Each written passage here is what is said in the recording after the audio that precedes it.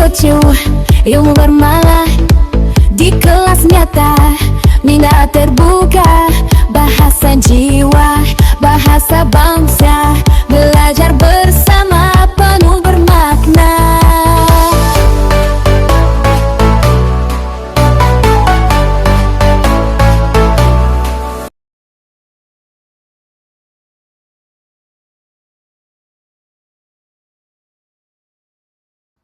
Bismillahirrahmanirrahim. Assalamualaikum dan salam sejahtera semua. Dalam perkongsian kali ini, cikgu akan jelaskan pula bagaimana untuk kita menulis jawapan rumusan SPM yang berbentuk 3 fokus. Okay, ataupun yang mempunyai 3 kata kunci. Okay. Untuk soalan rumusan SPM, kadang-kadang ada jenis yang hanya meminta murid ataupun calon untuk mencari 2 kata kunci ataupun 2 fokus, dan terdapat juga contoh-contoh soalan terutamanya di buku kerja, dan contoh-contoh soalan yang digubal sendirilah berbentuk 3 fokus. Kalau peringkat SPM sebenar setakat ini belum ada lagi lah, tapi mungkin sebagai pendedahan kepada murid dan calon-calon SPM, kali ini cikgu akan terangkan pula langkah demi langkah untuk menghasilkan jawapan rumusan SPM berbentuk 3 fokus. Baik, seperti mana yang soalan sebelum ini, ini adalah contoh soalan yang cikgu ambil daripada internet dan cikgu gunakan untuk perkongsian pada kali ini. Jadi dari segi rumus sama, kita akan gunakan teknik bata susirum ini khususnya untuk bata surum. Bata surum. Dari segi rumus, penggunaan rumus yang sama kecuali terdapat perbezaan pada penyataan tajuk dan juga bilangan, bagaimana untuk kita membuat wajaran untuk isi tersurat jika fokus dia ataupun kata kunci dia ialah 3. Ataupun ada 3 jenis fokus atau 3 jenis kata kunci. Baik, kita buat pada peringkat awal dahulu. Cikgu akan ulang semula bagi memantapkan lagi pemahaman murid-murid. Baik, kita akan mulakan dengan ba seperti biasa. Murid-murid pun sudah semakin mahir untuk mengenal pasti ba. Tidak perlu peningkan kepala, kita hanya ambil sahaja perkataan, rumusan, membincangkan. Kemudian murid-murid akan teruskan untuk membina tajuk. Dan tajuk ni cara yang sama juga dengan perkongsian sebelum ini, kita akan gabungkan kata kunci dan tema.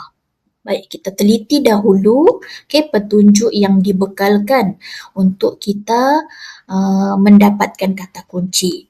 Jadi orang kata langkah ataupun fasa ini murid-murid kena buat dengan betul-betul teliti lah. Perenggan demi perenggan dan bahan demi bahan. Baik, kita rujuk pada bahan satu dahulu. Kata kunci yang kita boleh gunakan mungkin pada perenggan pertama ini ialah risiko. Risiko. Kalau kita lihat pada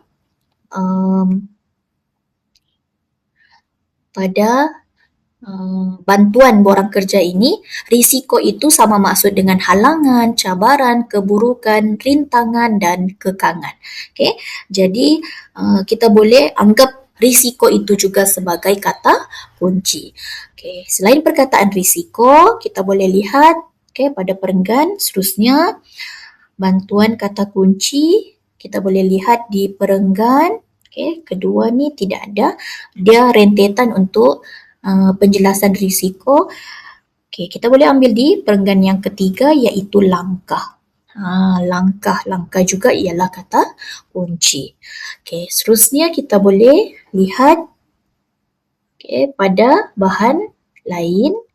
Pada bahan 2 kita teliti. Bahan 2 ni lebih kepada risiko ke langkah. Sepertinya risiko kan. Kalau kita lihat pada bahagian ini, semua ini adalah risiko, cabaran, halangan, keburukan. Kita boleh lihat pada bahagian ini. Kita boleh andaikan bahan kedua sama dengan maklumat risiko. Kemudian pada bahan 3 berbentuk puisi. Okay. Jadi kita boleh lihat konsep untuk puisi seperti ini biasanya kita akan terus rujuk pada 2 baris yang terakhir lah.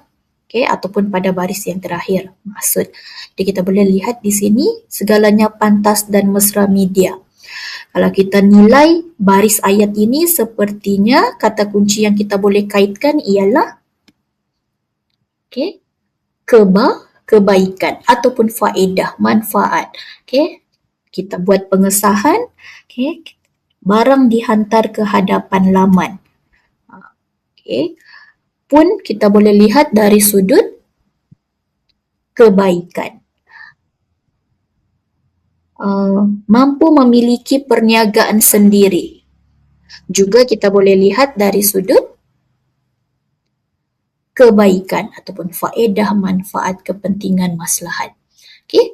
Jadi kita boleh buat pengesahan untuk soalan jenis ini.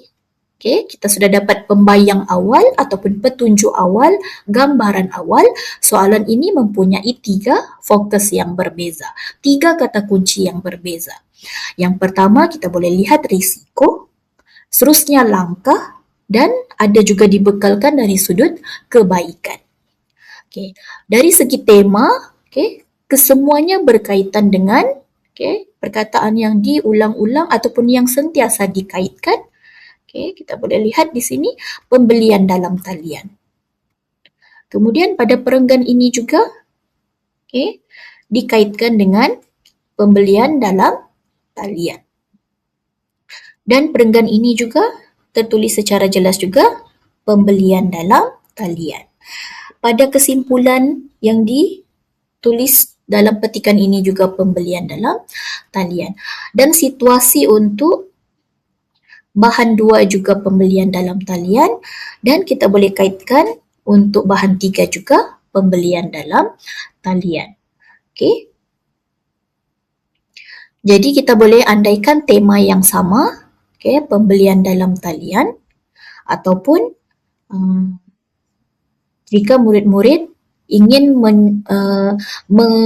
menghasilkan tema yang lain, murid kena fikir semula, kena ingatkan diri semula. Kebiasaannya dalam satu-satu bahan itu akan ada satu sahaja tema. Akan ada satu sahaja tema. Jadi bila kita buat rangka, untuk kita hasilkan tajuk, kita akan senaraikan dahulu kata kunci. Yang pertama tadi risiko.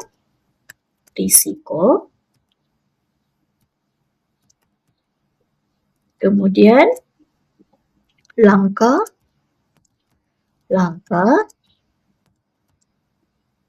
dan yang ketiga tadi ialah kebaikan.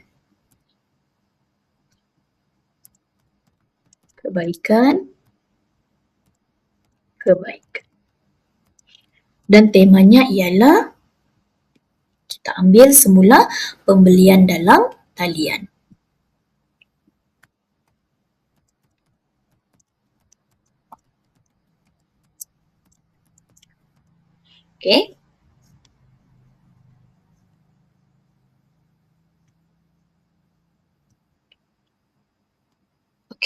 Dan bila kita telah hasilkan tajuk, mungkin kita mau buat semakan semula.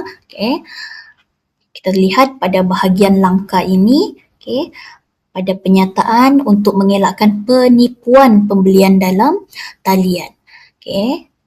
Penipuan pembelian dalam talian. Jadi mungkin kita boleh tambah atau ubah suai sedikit pada bahagian langkah-langkah. Langkah-langkah mengelakkan penipuan dalam talian.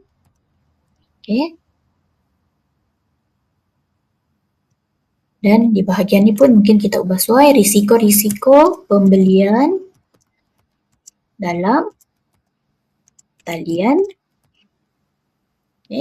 Supaya lebih jelaslah risiko pembelian dalam talian. Kemudian yang kedua, langkah-langkah mengelakkan penipuan dalam talian. Penipuan pembelian dalam talian. Penipuan pembelian dalam talian. Penipuan pembelian dalam talian. Dan kebaikan-kebaikan pembelian dalam talian mengikut struktur kata kunci dan tema. Kalau kita lihat tema memanglah sama. Pembelian dalam talian, sini pun pembelian dalam talian, pembelian dalam talian. Cuma di bahagian langkah ni sahajalah. Kita tinggal tambah sedikit penipuan pembelian dalam talian supaya lebih jelas lagi kita punya tajuk. Baik. Seterusnya, bila sudah selesai, kita hasilkan tajuk. Selesai hasilkan tajuk, kita akan terus masuk kepada su, iaitu isi tersurat. Bilangan yang sama seperti sebelum ini yang cikgu telah maklumkan, iaitu 8 isi. Cuma jika bilangan kata kunci ataupun fokusnya sehingga 3 fokus ataupun 3 kata kunci, maka kita kena buat wajaran barulah kalau dia 2 fokus ataupun 2 kata kunci. Kalau murid-murid ingat penerangan sebelum ni, cikgu terus cadangkan untuk murid-murid buat wajaran 4-4 sebab kita memang tahu hanya ada 2 fokus atau 2 kata kunci. Tapi untuk jenis soalan ini, memandangkan ada 3 kata kunci yang berbeza, maka kita kena buat wajaran baru untuk isi. Contoh, kita pergi bahagian ni untuk kita buat wajaran. Kita buat awal supaya mudah untuk murid-murid kenal pasti isi dalam petikan. Memandangkan dia ada 3 fokus, maka kita terus buat risiko, kemudian langkah dan kebaikan. Jadi wajaran 4-4 sudah tidak sesuai lah, kita kena buat wajaran baru. Dan wajaran itu mesti meliputi ketiga-tiga jenis kata kunci ini. Dalam masa yang sama, kita kena tetap jaga hanya perlu ada 8 isi sahaja.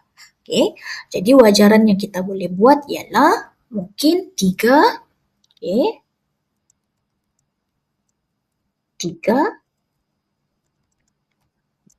dan bagi mencukupkannya 8, kita perlu tambah di sini hanya 2. Macam tu. 3 tambah 3, 6, tambah 2, 8. Ini contoh wajaran yang pertama. Ataupun mungkin murid-murid hendak buat 3, 2, 3 ataupun 2, 3, 3 terpulang bergantung kepada berapa bilangan isi yang kita akan jumpa nanti. Tapi kebiasaannya kita akan ambil 3, 3, 2 lah. Kita sesuaikan dengan bilangan isi. Baik, kita lihat pada bahagian kertas soalan. Kalau kita lihat tadi untuk risiko, kita boleh lihat risikonya. Untuk risiko kita boleh nampak pada bahagian ini penipuan siber semakin berleluasa.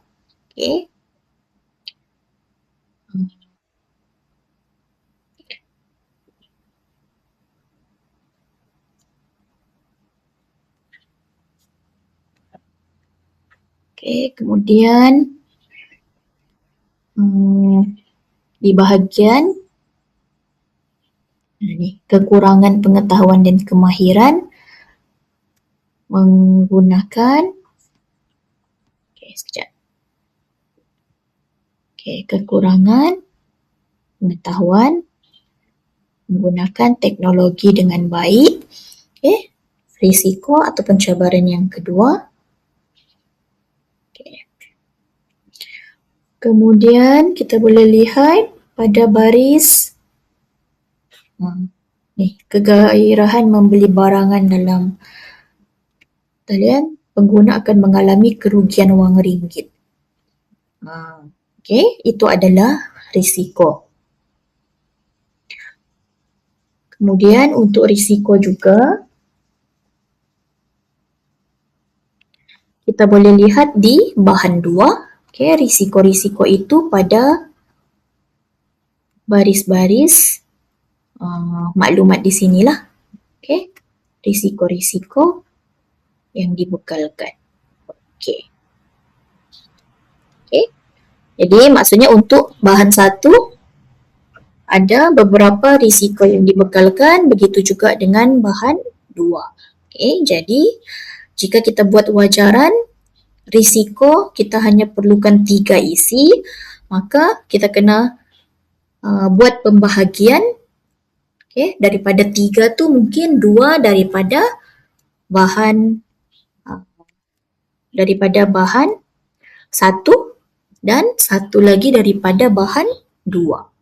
Okay, seterusnya kita tengok bahagian langkah. Okay, bahagian langkah kita boleh lihat antara langkah dia menyemak latar belakang penjual. Okay, melalui laman web rasmi pihak berkuasa. Pembeli mengelakkan daripada membuat bayaran penuh. Okay. Seterusnya, pembeli juga perlu lebih berhati-hati. Okay.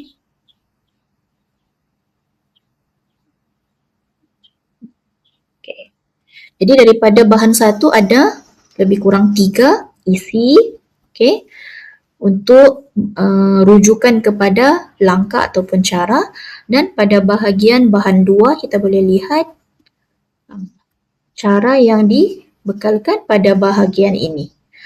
Jadi kita boleh buat wajaran, mungkin kita akan ambil 2 daripada bahan 1 dan 1 daripada bahan 2. Okay. Jadi pembahagian dia juga sama, 2 isbah 1. Okay. Dan untuk kebaikan seperti mana yang kita teliti pada awal-awal tadi, semua isi itu pada bahan ketiga.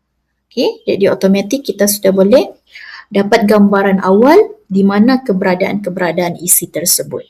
Okay. Baik, kita lihat pada soalan. Okay. Secara tidak langsung bila kita buat analisis sedemikian, kita telah melengkapkan ke-8 isi. Okay. Cuma kita perlu buat rangka supaya murid-murid memang dapat lihat secara jelas agihan isi-isi tersebut.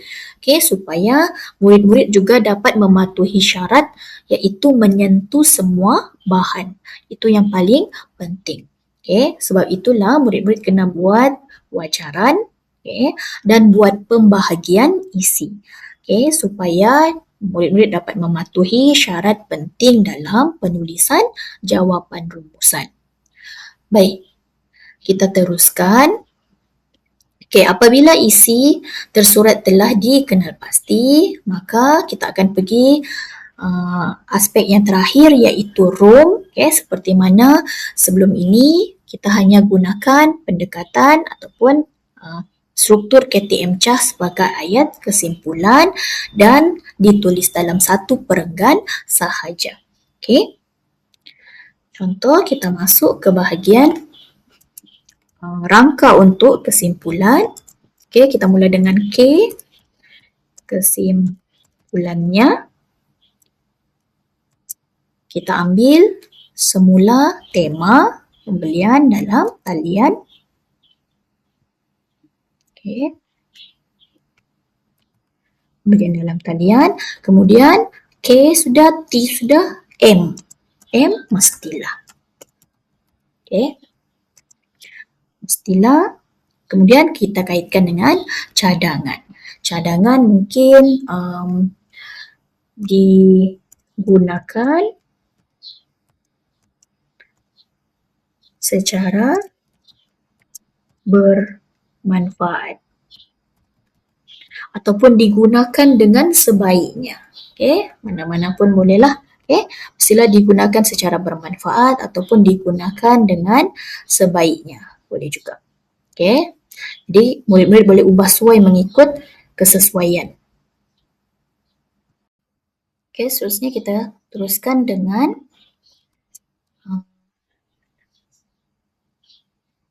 agar. Okey, kemudian kita kaitkan dengan harapan yang sesuai untuk kita masukkan.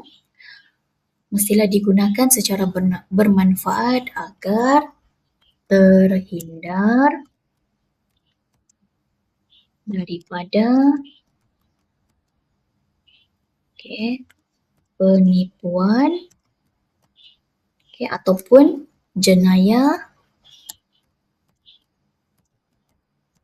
agar terhindar daripada jenayah siber. Okey.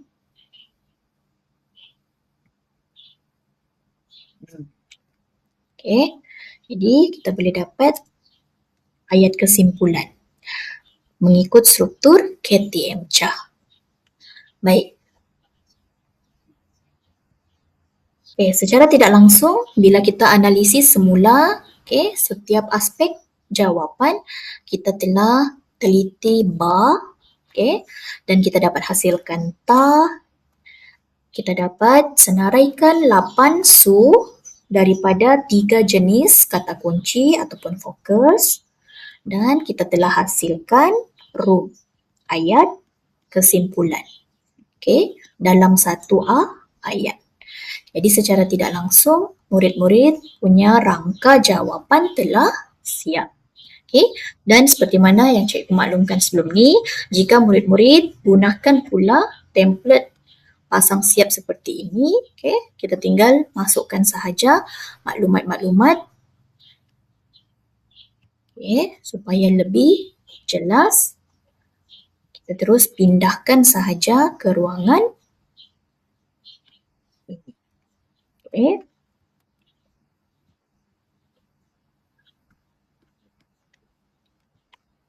Kita masukkan terus ke ruangan mengikut urutan lah. Rumusan membincangkan risiko-risiko pembelian dalam talian, langkah-langkah mengelakkan penipuan pembelian dalam talian, dan kebaikan-kebaikan pembelian dalam talian. Kemudian kita terus masuk ke bahagian isi tersurat.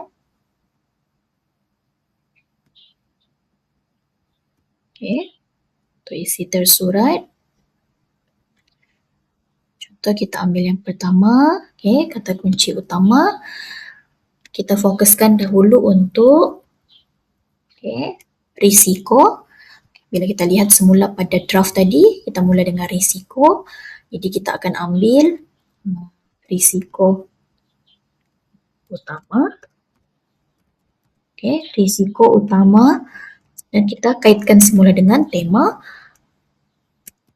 pembelian dalam talian. Kemudian kita rujuk semula kepada bahan rangsangan, penipuan siber yang semakin berleluasa, ataupun kita boleh ambil pada bahagian ini kekurangan pengetahuan dan kemahiran menggunakan teknologi dengan baik. Ialah kekurangan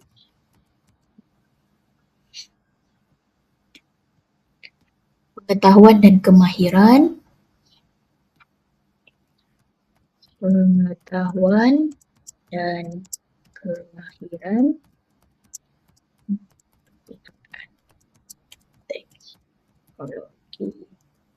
dengan baik. Kemudian isi yang kedua kita gunakan selain itu, dan isi tersebut kita ambil juga daripada bahan satu. Mungkin kegairahan menggunakan kegairahan membeli barangan mengalami kerugian wang ringgit. Selain itu, kegairahan membeli barangan dalam talian mengakibatkan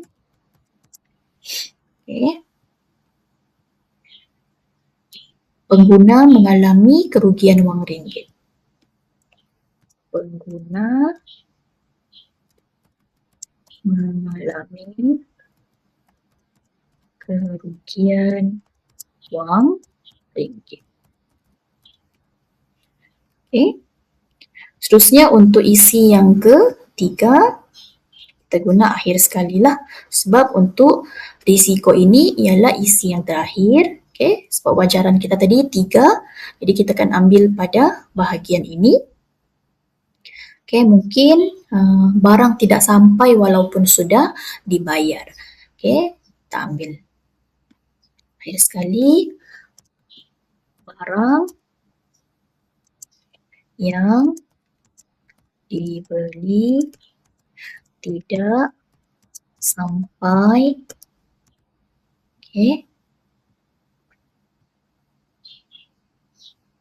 walaupun sudah dibayar.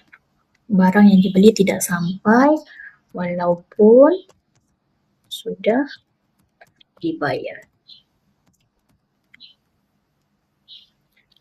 Jadi untuk risiko, 3 agihan isi risiko kita telah lengkapkan di bahagian ruangan ni, dan kita masuk ke bahagian kata kunci yang kedua.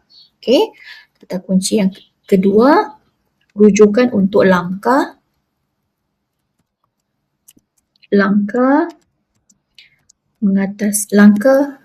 utama, menangani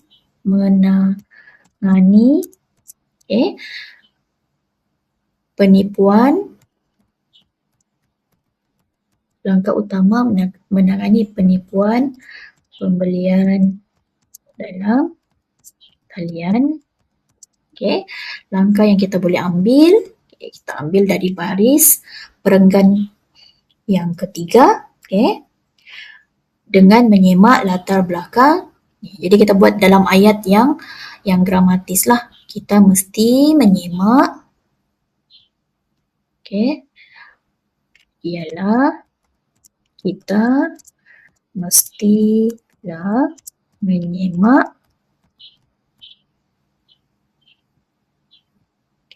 menyemak latar belakang penjual,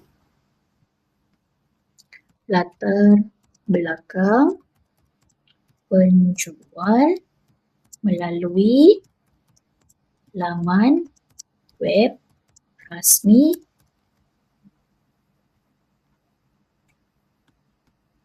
pihak berkuasa.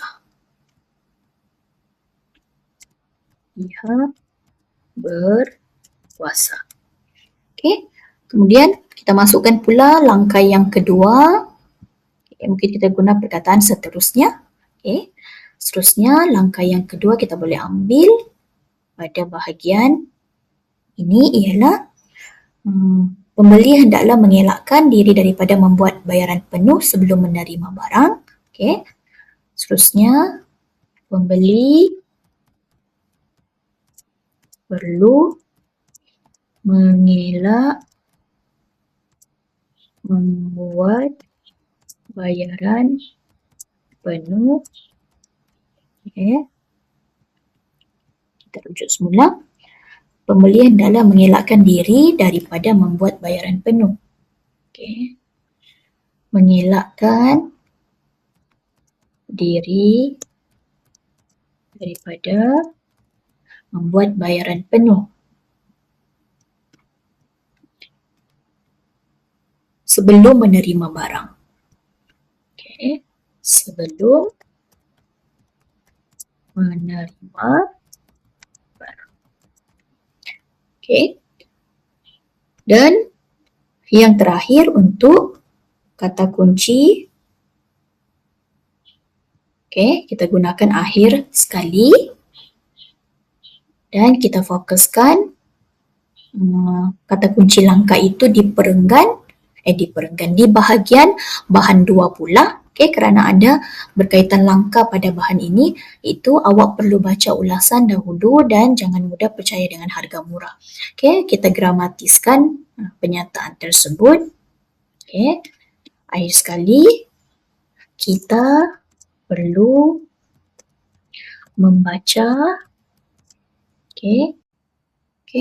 Jika kita pindahkan terus, contoh murid-murid telah salin di ruangan lain, murid-murid tinggal salin dan tampal lah untuk isi ini. Dan untuk kebaikan, kata kunci yang ketiga kita terus masukkan di ruangan ini.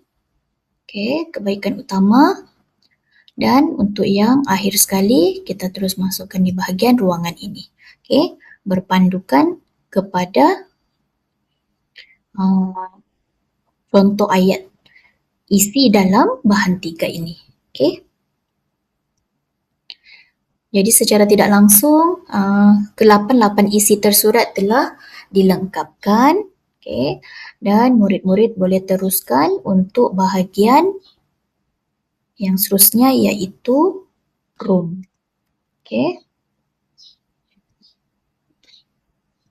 Jadi memandangkan kita telah buat rangka juga tadi, jadi kita tinggal salin dan tampal sahajalah. Kita copy dan kita masukkan di ruangan ini. Jadi bila semua bahagian telah dilengkapkan, bata, su dan room, maka kita boleh terus lihat jawapan pada ruangan ini. Jadi kita tinggal ambil, kita salin dan kita tampal di ruangan sini.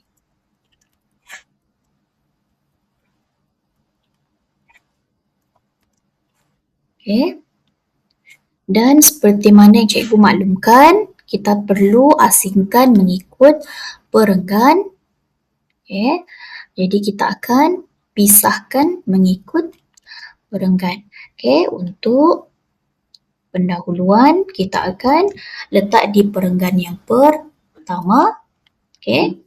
Seterusnya untuk perenggan yang kedua kita fokuskan risiko. Perenggan yang ketiga untuk kata kunci yang kedua. Langkah. Dan untuk kata kunci yang ketiga kita letak di perenggan seterusnya. Jadi setiap kata kunci itu akan berada dalam satu perenggan yang sama. Kita buat perenggan baru untuk kata kunci yang kedua dan perenggan yang ketiga untuk kata kunci yang ketiga. Seterusnya perenggan yang terakhir ialah kesimpulan. Jadi untuk jawapan rumusan SPM jenis 3 fokus atau 3 kata kunci, kita akan ada 5 perenggan. Perenggan pertama untuk ba dan ta. Perenggan kedua untuk kata kunci atau fokus pertama. Perenggan ketiga fokus kedua atau kata kunci kedua. Perenggan keempat untuk kata kunci atau fokus yang ketiga dan perenggan kelima untuk kesimpulan. Jika murid-murid ingin ubah suai, bergantung kepada kemampuan murid-murid lah. Jika murid-murid hasilkan seperti ini pun sudah memadai. Dan untuk murid-murid yang jenis calon cemerlang, mungkin murid-murid boleh ubah suai dari segi kepelbagaian kosakata lah. Kerana untuk rumusan ada markah bahasa. Jadi mungkin murid-murid boleh ubah suai dari segi kepelbagaian kosakata. Di sini mungkin kita boleh guna utama, di sini mungkin kita boleh guna dominan, mungkin di sini kita boleh guna prima. Jadi kita boleh ubah suai dari segi kepelbagaian kosakata. Namun jika murid-murid dapat hasilkan seperti ini pun sudah memadai kerana rangka jawapan murid-murid sudah dianggap lengkap dan mematuhi standard pemarkahan rumusan itu sendiri. Selebihnya murid-murid perlu teliti dari segi aspek bahasa bagi mencukupkan markah 30 markah itulah. Okey, seperti mana yang murid-murid tahu, markah bahasa ialah 10 markah. Dan jika murid-murid lengkapkan seperti ini, menepati ini, untuk markah isi rumusan sahaja murid-murid sudah berpotensi untuk dapat 20 markah. Dan jika tidak ada sebarang kesalahan yang berlaku, yang dilakukan, yang dibuat, potensi untuk murid-murid dapat 10 markah itu sangatlah luas. Okey, oleh sebab itu tidaklah mustahil untuk murid-murid dapat 30/30 markah untuk rumusan. Okey, jadi daripada simulasi ataupun cara demi cara, langkah demi langkah yang cikgu kongsikan sebentar tadi, maka ini adalah jawapan lengkap yang kita hasilkan untuk soalan rumusan jenis 3 fokus. Jadi jawapan untuk rumusan SPM 3 fokus kita telah siap.